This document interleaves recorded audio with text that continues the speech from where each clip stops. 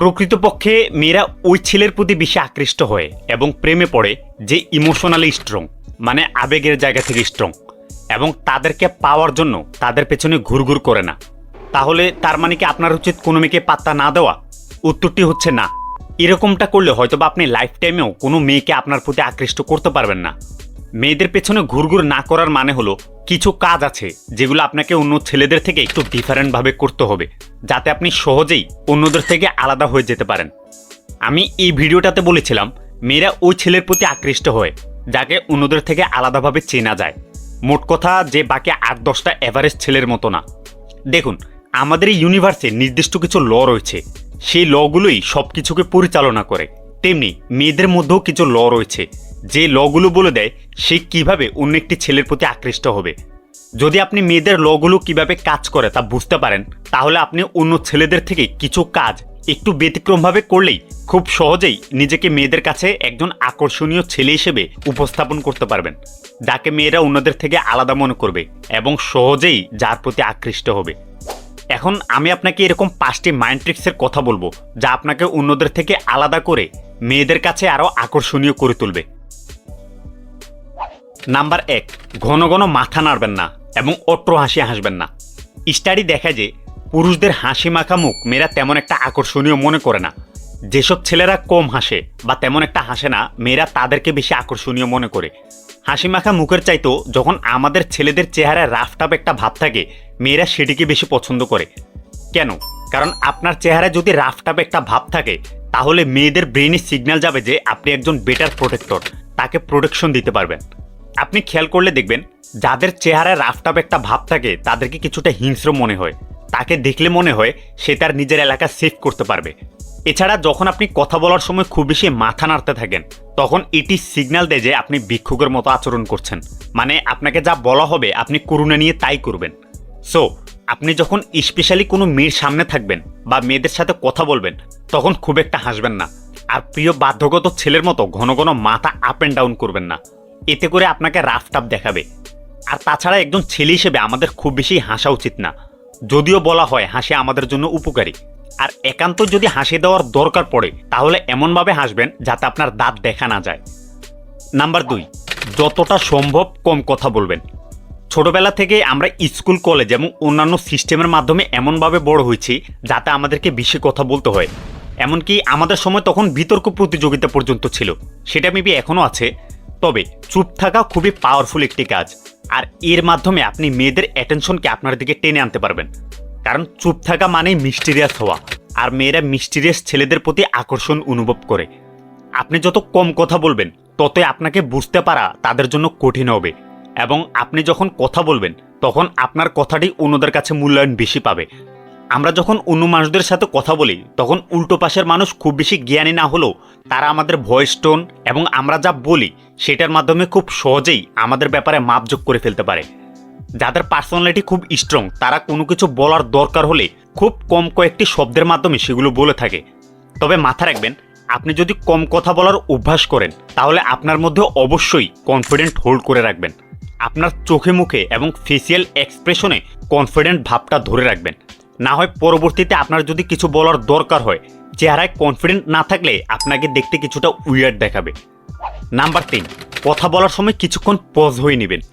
যদি আপনি কথা বলার সময় পজ নিয়ে কথা বলেন তাহলে আপনার কথা অথবা বক্তব্যকে আরও বেশি মিস্টিরিয়াস এবং পাওয়ারফুল মনে হবে। আমরা মানুষেরা যখন অন্যদের সাথে কথা বলি তখন সেখানে body language, voice tone, eye contact এগুলোর একটা নৃত্য চলতে থাকে, আর এই বিষয়গুলি নির্ধারণ করে অন্যরা আপনাকে কিভাবে নেবে।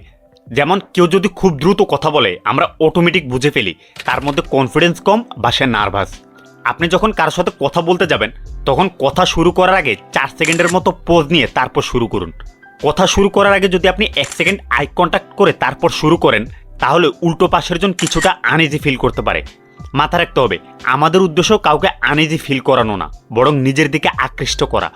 মেয়েরা বায়োলজিক্যালি ওসব ছেলেদের প্রতি আকৃষ্ট হওয়ার জন্য প্রোগ্রাম যারা একটু ডেঞ্জারাস। যেমনটা বলেছিলাম, যে ছেলেকে দেখে ডেঞ্জারাস মনে হয় মেয়েরা মনে করে তার মধ্যে প্রোটেকশন দেওয়ার ক্যাপাবিলিটি বেশি, মানে এই টাইপের সিগন্যাল তাদের ব্রেনে চলে যায়।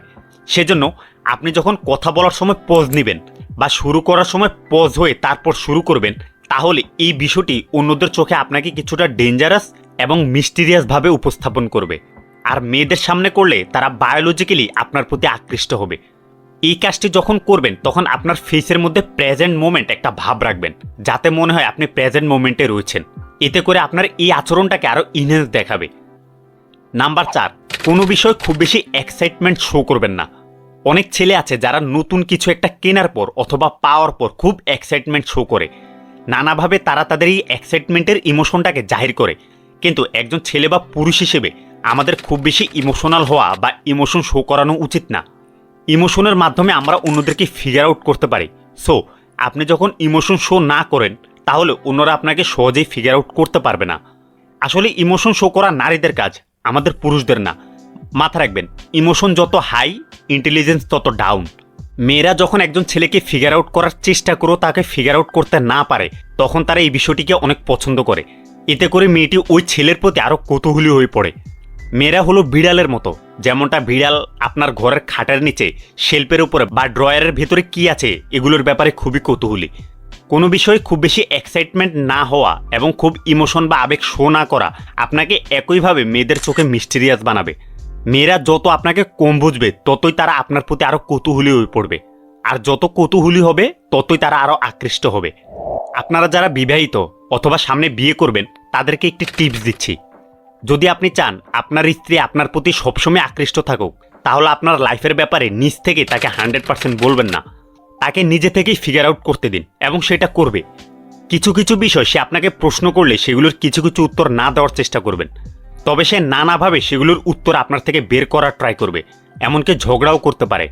ঝগড়া জাস্ট একটি ফাঁদ আপনার মুখ থেকে কথা বের করার। কিছুটা সিক্রেট এজেন্টের মতো আচরণ করবেন।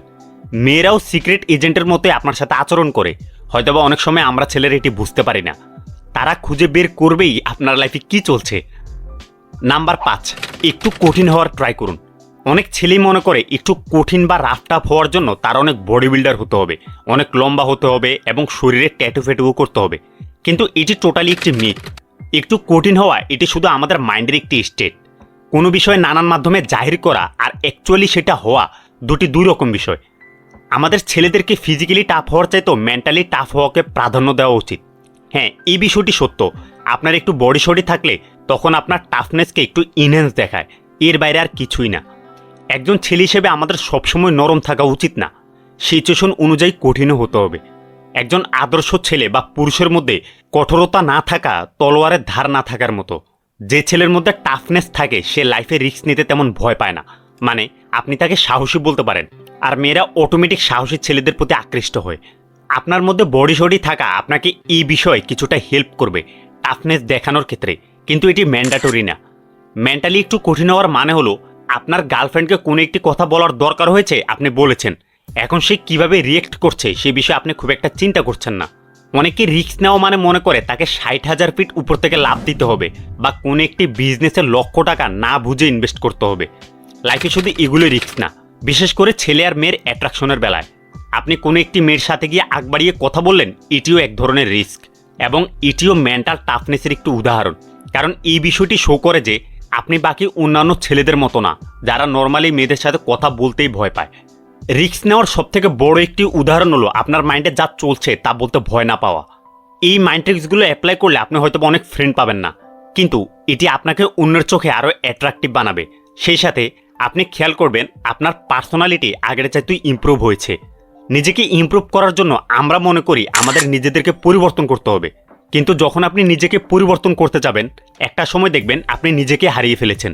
নিজেকে ইমপ্রুভ করার মানে হলো নিজের আচরণের মধ্যে কিছু পরিবর্তন আনা। মাইন্ড ট্রিক্সগুলো ফলো করলে একজন ছেলে হিসেবে মেয়েদের কাছে নিজের অ্যাট্রাকটিভনেস বাড়ানো সহ আপনি নিজেকে ইমপ্রুভ করতে পারবেন। ওকে, ইউ গাইজ আর অসাম।